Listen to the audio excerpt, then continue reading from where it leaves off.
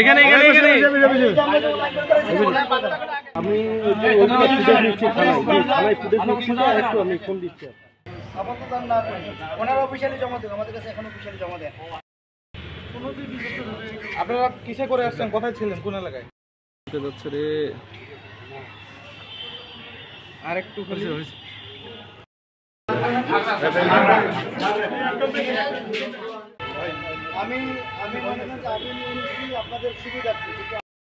রত্নীবাড়ি camp থেকে 17 জন এবং ঘাগড়া camp থেকে 9 জন, মোট 26 জন এসেছে আমাদের এখানে। আমরা এর মধ্যে 8 জন পুরুষ, 9 জন নারী এবং 9 জন শিশু রয়েছে। আমরা তাদের ব্যবস্থা করছি।